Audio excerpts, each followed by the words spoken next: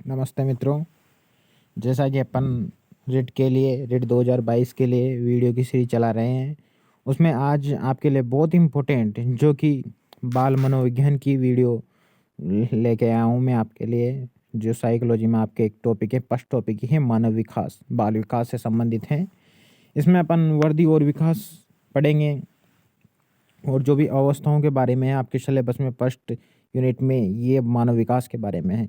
Specially इसका फ़ायदा ये है कि अपन इसमें से एनसीईआरटी और आरबीएससी की बुक से पढ़ेंगे, जो वहाँ से संभावना होती है कि वहाँ से डायरेक्ट क्वेश्चन बनते हैं। यहाँ तक कि जो इसके उदाहरण है वहाँ से डायरेक्ट उसमें एग्जाम्पल वहाँ पेपर में ले लिए जाते हैं। तो अपन को इसको पढ़ना किसी और बुक या गाइड को पढ़ने से बेटर है कि अपन डायरेक्ट किताबें वही पढ़े जहाँ से क्वेश्चन आते हैं। तो अपने पास में अभी एनसीईआरटी की बुक्स हैं, ये मेरे पास में आरबीएससी की पढ़ेंगे, अपन सभी को हल करेंगे एक एक करके। आज हम इसमें एक टॉपिक पढ़ेंगे, उसका नाम है मानव विकास। क्या पढ़ेंगे इसमें? मानव विकास में जिसमें चलता है आपके विकास के अर्थ, विकास की प्रक्रिया, विकास कैसे होता है, ठीक है ना। ये सब चीज़ पढ़ेंगे इसमें। जैसे मानव विकास पर जो प्रभाव पड़ते हैं आनुवंशिकता का, वातावरण का, उन सब के बारे में पढ़ेंगे। और इसमें जो ये अवस्थाएं होती हैं मानव विकास की, शैशवावस्था होगी, बाल्यावस्था होगी, किशोरावस्था होगी, इनके बारे में बहुत विस्तार से अध्ययन करेंगे मित्रों। तो अपन अपना टॉपिक स्टार्ट करते हैं। सबसे पहले कि विकास क्या है, विकास का अर्थ क्या है, ठीक है ना। कौन कौन सी विषय वस्तु पढ़ेंगे इसमें? जैसे इसमें ये रही विकास हो गए, विकास को प्रभावित करने वाले कारक, ठीक है ना। विकास के संदर्भ में विकास की अवस्थाएं होगी, शैशवावस्था, बाल्यावस्था, ठीक है। ये सब पढ़ेंगे बहुत ईजीली तरीके से। मैंने भी रिट दी थी, वो मैंने साइकोलॉजी में ये आरबीएससी और एनसीईआरटी की किताबें पढ़ी हैं और मेरे साइकोलॉजी में बढ़िया नंबर है मित्रों। मैंने दोनों लेवल के पेपर दिए थे रिट के। मेरे फर्स्ट लेवल में 28 नंबर है साइकोलॉजी में और सेकंड लेवल में 30 में से 30 नंबर है मित्रों मेरे।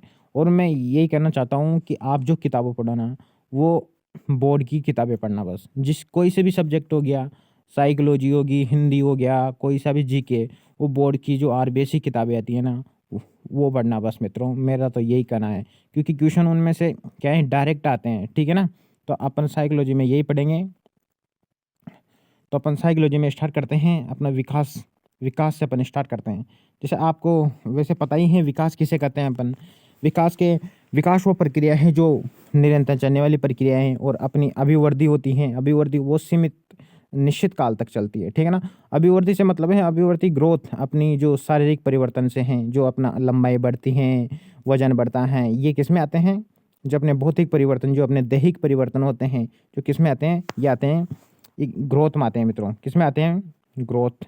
और मैं आपको एक बात और बताना चाहता हूँ मित्रों, आप साइकोलॉजी में है ना, इंग्लिश टर्म पे ज़्यादा ध्यान देना, ठीक है ना। इंग्लिश टर्म ज़्यादा से ज़्यादा ध्यान देना, क्योंकि हिंदी में तो शब्द बदल जाते हैं लेकिन इंग्लिश में हूबहू शब्द आता है वहाँ पे। इस वजह से आप यहाँ पे वर्दी पढ़ गए, वहाँ पे आ गया अभिवर्दी आ गया, वर्दी आ गया, बढ़ोतरी आ गया, कुछ भी आ सकता है, लेकिन अपने इंग्लिश में वही आएगा, ग्रोथ।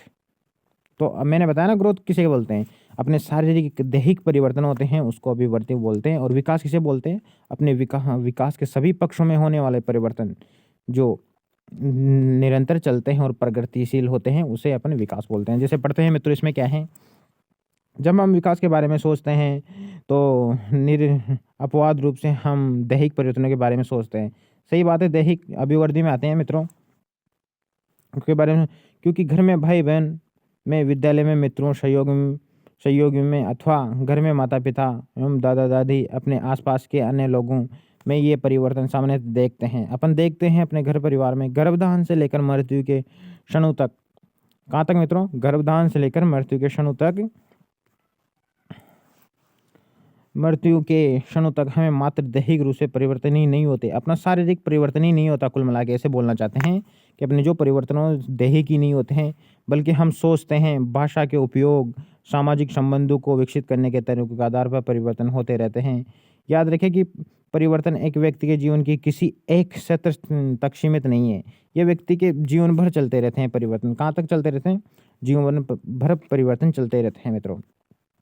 जैसे विकास एक गतिशील, यहाँ से ये इम्पोर्टेंट, इस किताब में हालांकि सभी लाइन इम्पोर्टेंट नहीं है, लेकिन आपको जो इम्पोर्टेंट लाइन है ना वो मैं आपको बताता चलूँगा मित्रों, ठीक है ना। जैसे इसमें विकास में अपन इसमें पढ़ रहे हैं कि विकास एक गतिशील, क्रमबद्ध और पूर्वकथनीय प्रारूप का प्रारूप है, परिवर्तनों का प्रारूप है। पूर्वकथन का मतलब ये है मित्रों कि अपन विकास की भविष्यवाणी कर सकते हैं। क्या कर सकते हैं?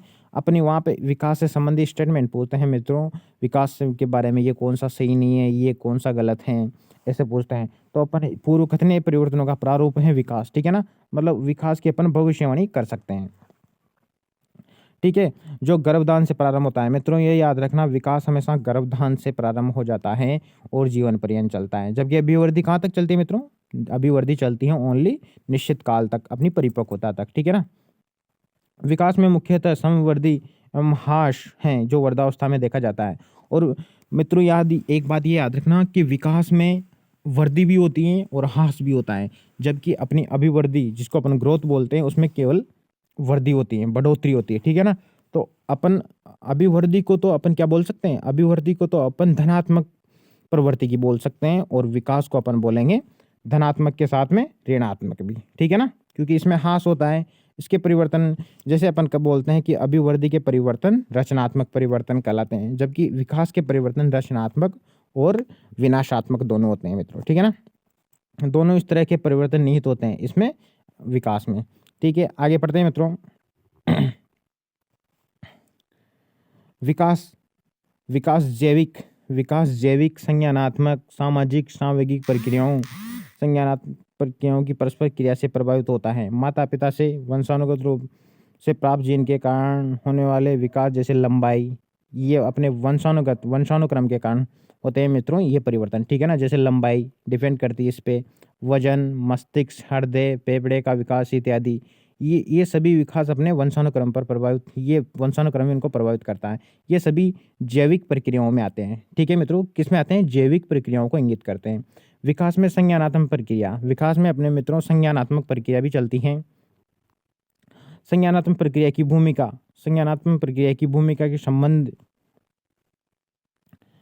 एक मिनट मित्रों, संज्ञानात्मक की भूमिका का संबंध ज्ञान और अनुभव से होता है। संज्ञानात्मक विकास का संबंध किससे होता है मित्रों? ज्ञान हो गया, ठीक है। अनुभव प्राप्त करने उससे संबंधित मानसिक क्रियाओं से होता है मित्रों। जैसे मानसिक क्रिया याद रखना मित्रों, ये पूछ लेते हैं कि निम्न में से कौन सी मानसिक क्रिया है, नहीं है। जैसे चिंतन हो गया मित्रों, प्रत्यक्षीकरण, अवधान, समस्या समाधान, तो इनको याद रखना, ये कौन सी क्रिया है? मानसिक क्रिया है मित्रों। आदेश है मानसिक क्रिया में ये चीजें आती है, ठीक है ना।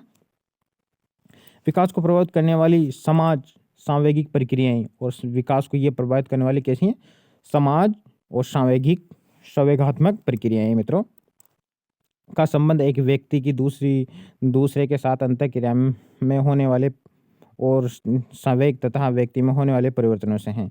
तो मित्रों कहने का मतलब ये है कि विकास में वो सभी परिवर्तन आते हैं जो व्यक्ति में होते हैं, चाहे वो शारीरिक हो गया, चाहे वो मानसिक हो गया, चाहे वो भावात्मक हो गया, संवेगात्मक हो गया, वो सभी परिवर्तन जो व्यक्ति में होते हैं विकास में शामिल होते हैं, ठीक है ना।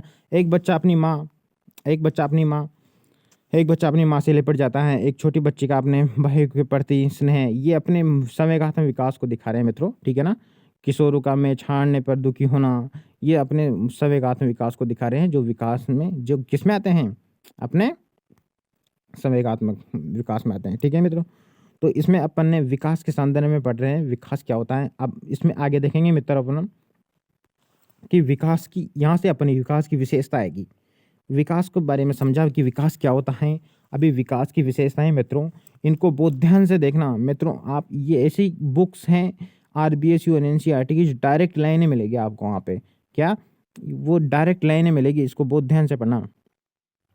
इसमें देखे विकास जीवन पर्यंत परिप्रेक्ष्य के अनुसार विकास के अध्ययन में कुछ मान्यताएं और पूर्वधारणाएं, मतलब अपन विकास की विशेषता पढ़ेंगे मित्रों। क्या पढ़ेंगे? विकास की विशेषता, इसमें क्या क्या विशेषता होती है, ठीक है ना।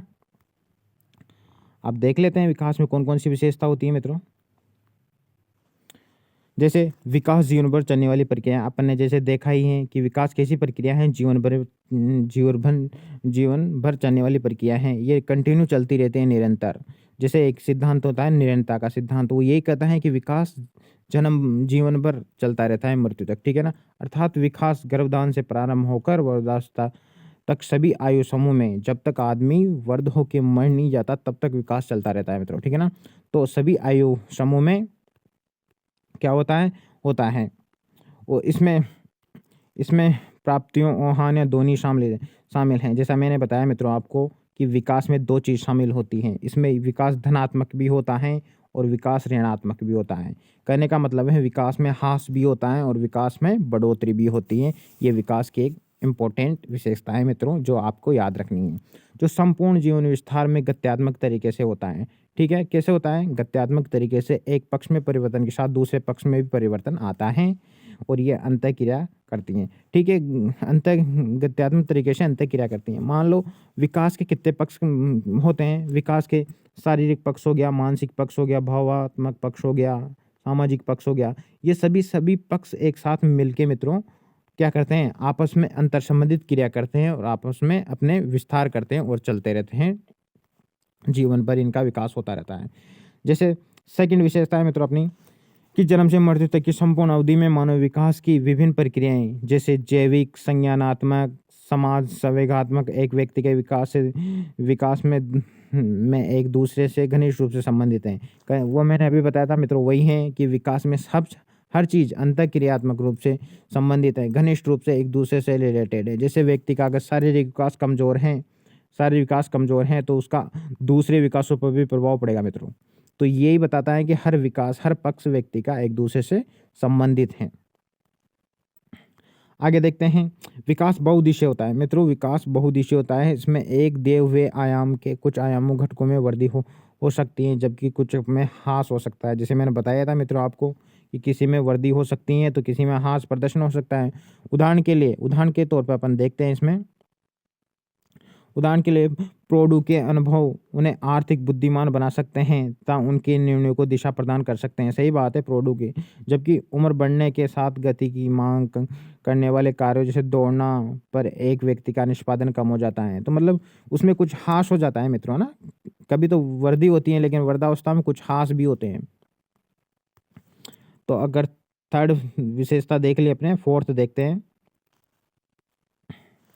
विकास अत्यधिक लचीला एवं संशोधन योग्य होता है मित्रों। विकास की एक इम्पोर्टेंट विशेषता है कि विकास लचीला होता है। कैसा होता है? लचीला होता है और संशोधन योग्य होता है। ये बिल्कुल अपने ऐसे कैसे याद रखना, ऐसे कैसी आपको मिल सकती हैं कि विकास के बारे में कौन सी विशेषता सही है या कौन सी गलत है। अब लचीले और संशोधन से मतलब क्या है इसको समझते हैं मित्रों। व्यक्ति के अंदर होने वाले मानसिक विकास में परिमार्जनशीलता को बोलते हैं चेंज, परिवर्तन पाई जाती हैं। मतलब मानसिक विकास में परिवर्तन होता रहता है मित्रों। हमेशा विकास एक जैसा नहीं होता, उसमें चेंजेबल होता है वो, है ना, परिवर्तन होता है उसमें। उसे क्या बोलते हैं? संशोधन योग्य या लचीला बोलते हैं, ठीक है ना। यद्यपि इस लचीलेपन में एक व्यक्ति से दूसरे व्यक्ति में भिन्नता पाई जाती है। एक व्यक्ति का विकास दूसरे व्यक्ति से बिल्कुल भिन्न होता है मित्रों, चाहे वो भाई क्यों ना हो। क्या क्यों ना हो? चाहे वो भाई क्यों ना हो, लेकिन उनमें अंतर पाया जाता है, ठीक है ना। तो इसका अर्थ है कि संपूर्ण जीवन क्रम में कौशलों और योग्यताओं में सुधार और विकास किया जा सकता है। संपूर्ण जीवन में अपने कौशलों में, अपनी योग्यताओं में सुधार कर सकते हैं और ये विकास चलता रहता है ऐसे, ठीक है ना। तो अपने सुधार कर सकते हैं तो मतलब वो लचीलापन हुआ ना, संशोधन योग्य हुआ ना, इस वजह से। अब फिफ्थ वाला पॉइंट है अपने पास में कि विकास ऐतिहासिक दशाओं से प्रभावित होता है। ये याद रखना मित्रों आप, ये 2011 रेट में आया हुआ क्वेश्चन है कि विकास के संदर्भ में निम्न में से कौन सा सही नहीं है। उसमें एक ऑप्शन में था कि विकास सांस्कृतिक परिवर्तनों से प्रभावित होता है, ऐतिहासिक परिवर्तनों से प्रभावित होता है, ऐसे था मित्रों। तो याद रखना हमेशा विकास वातावरण की हर चीज़ से प्रभावित होता है, जिसमें ऐतिहासिक दशाएं भी शामिल हैं। उदाहरणतः भारत के स्वतंत्रता संग्राम के दौरान 20 वर्षीय व्यक्ति का अनुभव आज के 20 वर्षीय व्यक्ति से बहुत भिन्न होगा। सही बात है मित्रों, क्योंकि विकास निरंतर चलता है। विकास हुआ तो भिन्न तो होएगा। आज के विद्यालय स्तर के विद्यार्थियों का कैरियर या जीविका के प्रति रुझान उन विद्यार्थियों से बहुत भिन्न है जो 50 वर्ष पहले विद्यालय स्तर पे के थे, ठीक है ना। तो वो तो परिवर्तन आता है, समय के साथ हर चीज़ में परिवर्तन आता है, तो विकास में भी परिवर्तन आता है मित्रों, ठीक है ना। विकास अनेक शैक्षणिक संस्थाओं, शैक्षणिक विधाओं के लिए एक महत्वपूर्ण सरोकार है। सही बात है, विकास हर चीज़ के लिए महत्वपूर्ण है। जैसे मनोविज्ञान विषय में आता है, मानव शास्त्र, समाज शास्त्र, तंत्रिका विज्ञान में मानव विकास का। अब मित्रों यहाँ पे दे रखा है अपन को अभिवृद्धि क्या होती है, विकास क्या होता है, यहाँ पे समझा रखा है इन्होंने। तो इसको एक बार इसको देख लेते हैं, फिर इसकी 7th विशेषता पढ़ते हैं ना। तो यहाँ पे जैसे मैंने आपको प्रश्न में बताया था कि अभिवृद्धि तो क्या होती है, जिसको अपन ग्रोथ बोलते हैं। तो मित्रों मैंने आपको पहले भी कहा था, अभी बोल रहा हूँ कि हिंदी में नाम कुछ भी आ सकता है, आपको इंग्लिश का नाम याद रखना है, ठीक है ना। ग्रोथ, जैसे यहाँ पे समृद्धि आ गया। तो अभिवृद्धि से प्राय क्या है, शारीरिक अंगों और संपूर्ण जीवन की बढ़ोतरी को कहते हैं, ठीक है ना। जो शारीरिक अंगों में बढ़ोतरी होती है। और मित्रों याद रखना, इसका अपन मापन कर सकते हैं, मात्रांकन कर सकते हैं इसका, ठीक है ना, जबकि विकास का मापन नहीं कर सकते। उदाहरण के लिए अपने ऊंचाई में, वजन में आदि में वृद्धि को अपन क्या बोलते हैं, ग्रोथ बोलते हैं मित्रों। अब विकास के बारे में देख लेते हैं। विकास एक प्रक्रिया है जिसके माध्यम से व्यक्ति अपने संपूर्ण जीव चक्र में बढ़ता रहता है एवं परिवर्तन होता रहता है। विकास उन शब्द परिवर्तनों के लिए प्रयुक्त किया जाता है जिनके होने की एक दिशा होती है, फिक्स दिशा होती है विकास की। जैसे सेफेलोकोडल पढ़ते हो आप, प्रोक्सोमोडिस्टल पढ़ते हो, ठीक है ना। तो जिसका पूर्ववर्ती कारकों से एक निश्चित संबंध होता है। इसका कहने का मतलब यह है मित्रों कि विकास अपने पूर्व में जो घटित हुए ना उनसे प्रभावित होता चलता है ना। पिछले जो घटित हो गए व्यक्ति के साथ, उससे आने वाले अनुभव उनको प्रभावित करेंगे, तो पूर्ववर्ती कारकों से प्रभावित होता है। जो बाद में निर्धारित करेंगे कि इसके बाद, इन परिवर्तनों के बाद क्या आएगा, क्या घटित होगा, जिस तरह के परिवर्तन होंगे। अल्पकालीन बीमारी के कारण होने वाले अस्थायी परिवर्तन, जैसे मित्रों याद रखना कि आपके बीमारी के कारण जो परिवर्तन होते हैं, अस्थायी परिवर्तन, उनको विकास में शामिल नहीं करते हैं। स्पेशली वेरी इंपॉर्टेंट है मित्रों, इनको याद रखना जरूर भी, ठीक है ना। तो ये विकास के अंतर्गत नहीं आता है। तो एक तो अपन ने देखा होगा कि बीमारी के कारण अपने व्यवहार में परिवर्तन आते हैं, तो उसको ना तो अपन अधिगम बोलते हैं और न ही उसको विकास बोलेंगे मित्रों।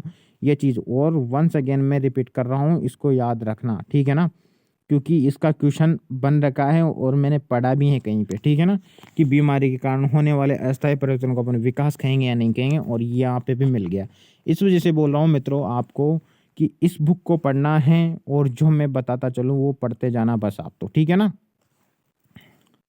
तो आगे अपन ने देखना है इसमें कि बीमारी के कारण होने वाले परिवर्तन को अपन विकास में शामिल नहीं करते हैं। विकास के फलस्वरूप होने वाले सभी परिवर्तन एक जैसे नहीं होते हैं। सही बात है मित्रों, विकास में सभी परिवर्तन एक जैसे नहीं होते हैं, सब अलग अलग परिवर्तन होते हैं। जैसे कैसे, कहने का मतलब क्या हुआ सर कि जैसे विकास में कौन कौन से परिवर्तन है, विकास के फलस्वरूप होने वाले सभी परिवर्तन एक जैसे नहीं होते हैं।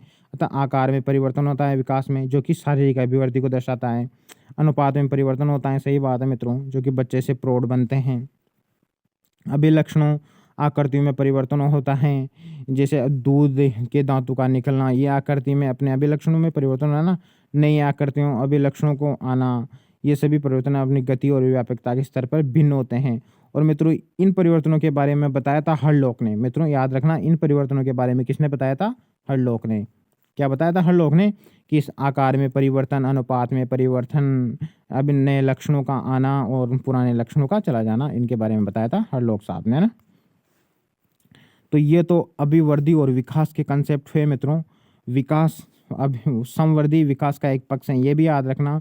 समवर्धी मतलब ग्रोथ, तो ग्रोथ हमेशा विकास का एक भाग होता है मित्रों। परिपक्वता उन परिवर्तनों को इंगित करता है जो एक निर्धारित क्रम का अनुसरण करते हैं। परिपक्वता किसे कहते हैं उसे समझ रहे हैं मित्रों, अपन यहाँ पे परिपक्वता को समझा रहे हैं कि परिपक्वता एक निर्धारित क्रम का अनुसरण करते हैं, प्रधानतः उस आनुवंशिकी रूपरेखा से सुनिश्चित होते हैं। मित्रों ये परिपक्वता अपने आनुवंशिकी से सुनिश्चित होती हैं, जो हमारी वर्दी जो अपनी वर्दी होती है विकास में समानता उत्पन्न करते हैं। उदाहरण के लिए अपने 7 माह की आयु तक बिना सहारे के बैठ सकते हैं। 7 माह की आयु तक बिना सहारे तक बैठ सकते हैं, 8वें महीने तक सहारे के साथ खड़े हो सकते हैं।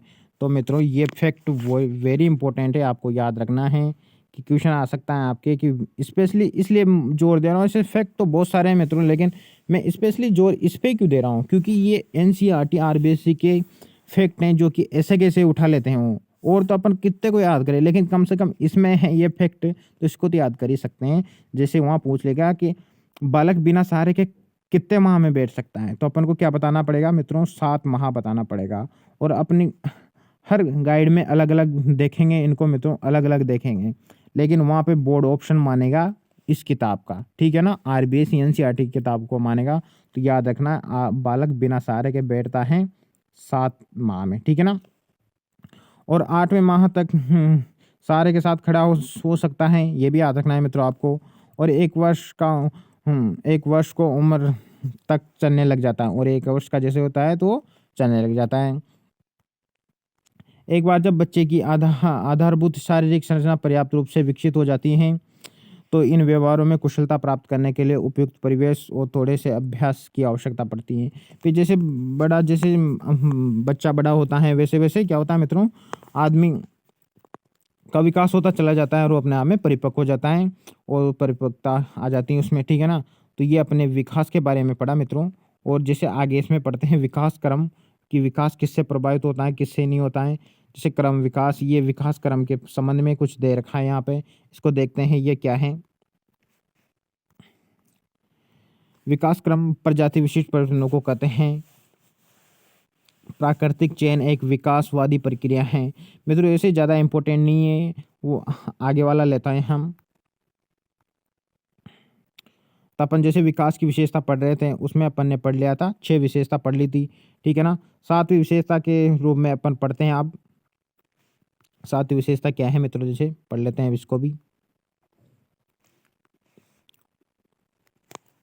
कि एक व्यक्ति परिस्थिति अथवा संदर्भ के आधार पर अनुक्रिया करता है। सही बात है, व्यक्ति आदमी वातावरण के साथ परिस्थिति के अनुसार अनुक्रिया करता है। इस संदर्भ के अंतर्गत वंशानुगत रूप से प्राप्त विशेषताएं, जैसे भौतिक पर्यावरण हो गया, सामाजिक, ऐतिहासिक तथा सांस्कृतिक संदर्भ आदि सम्मिलित हैं। इन सभी में व्यक्ति अंतरक्रिया करता है और पारिस्थितिकी के साथ अंतरक्रिया करता है, और अपने जो कि ये सभी चीज़ें विकास को प्रभावित करती हैं। उदाहरण के लिए प्रत्येक व्यक्ति के जीवन में घटित घटना एक जैसी नहीं होती, सब व्यक्ति अलग अलग होते हैं, जिसके माता पिता की मृत्यु, दुर्घटना, भूकंप भूकंप हो गया, ठीक है ना मित्रों।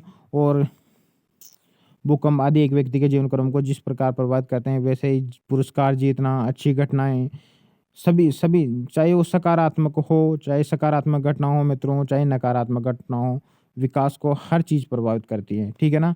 तो ये आपको याद रखना है, विकास को क्या क्या प्रभावित करते हैं, ये आगे आएंगे अपने, ठीक है ना। तो अपन इसमें आगे अगली विशेषता देख लेते हैं। तो अपन अगले नेक्स्ट टॉपिक आ गया मित्रों अपना, विकास को प्रभावित करने वाले कारक। तो इसमें स्पेशली ऐसे तो ज़्यादा कुछ नहीं है, बस आपको विकास को प्रभावित करने वाले कारकों में जैसे अपना वातावरण हो गया, ये हर चीज़ इसको प्रभावित करती है। वातावरण हो गया, वंशानुक्रम हो गया, सब चीज़ विकास को प्रभावित करती है मित्रों। इसमें ऐसा नहीं है कुछ, बस एक पारिस्थितिक सिद्धांत दे रखा है, पारिस्थितिक परक सिद्धांत दे रखा है। ये बहुत इंपॉर्टेंट है मित्रों। ये यूरी ब्रेनफेन बैनर का जो सिद्धांत है, ये वेरी इंपॉर्टेंट है, इसको याद कर ही लेना मित्रों आप। तो इसको ऐसे मैं समझा दूंगा अभी। इसमें ज़्यादा कुछ याद नहीं करना मित्रों आपको, बस आपको ये याद करना है इसमें, इस सिद्धांत में, कि पारिस्थितिक परक सिद्धांत दिया था यूरी ब्रेनफेन बैनर ने। तो इसमें क्या होता है, इसमें 5 मंडल बताए थे उसने। कितने मंडल बताए थे उसमें? 5 मंडल बताए थे उसने। तो उसने बताया था कि फर्स्ट में होता है लघु मंडल होता है फर्स्ट में, जिसमें क्या आता है, जिसमें अपने वो आसपास के वातावरण की चीज़ें आती हैं, जो आसपास के उसके वातावरण के जो भी हैं, जैसे विद्यालय हो गया, परिवार हो गया, साथी सहयोगी हो गया, पड़ोस हो गया, धार्मिक परिवेश हो गया। ये सब संस्थाएं किस में आती हैं मित्रों? ये सारी सभी संस्थाएं आती हैं लघु मंडल में। जो इस लघु मंडल में ये संस्थाएं आती हैं, ये बच्चे को प्रभावित करती हैं, बच्चों को प्रभावित करती हैं वातावरण में। तो इस वजह से इसको लघु मंडल कहा गया है। अब मित्रों मध्य मंडल में जब इन लघु मंडल के जितने भी संस्थाएं ये चीज़ें आती हैं, इनके आपसी संबंधों का बच्चे पर प्रभाव पड़ता है, तो उसको अपन क्या बोलते हैं? मध्य मंडल में उस घटनाओं को रखते हैं, ठीक है ना। मध्य मंडल में उस घटनाओं को रखते हैं अपन। और फिर बाह्य मंडल में क्या आता है मित्रों? जब उनके जो पड़ोसी वगैरह सॉरी मित्रों, उनके पड़ोसी मित्र होते हैं, उनके माता पिता, उनके जो उनका कार्य क्षेत्र है, उनका प्रभाव पड़ता है, उन्हें कहते हैं, उन कार्य क्षेत्रों का प्रभाव पड़ता है, तो किस में आएंगे? बाह्य मंडल में आते हैं मित्रों। किस में आते हैं? बाह्य मंडल में। एक होता है व्रत मंडल। व्रत मंडल होता है जिसमें कुछ स्पेशल घटनाएं हो गई बच्चों के साथ है, किसी बच्चे के साथ में, तो वो घटनाएं जैसे माता पिता का तलाक हो गया, तो ये चीज़ें इसमें आती है। ठीक है मित्रों, तो ये बहुत ही इंपॉर्टेंट सिद्धांत है, इसको आप पढ़ना। ठीक है ना। तो ये इम्पोर्टेंट अभी अपन ने इसमें देख लिया विकास के वर्दी और विकास क्या होता है। अब इसमें अभी है, लेकिन अभी इसको कंटिन्यू सेकंड पार्ट में कंटिन्यू करेंगे। ठीक है ना मित्रों। तो अभी के लिए यही काफ़ी है, और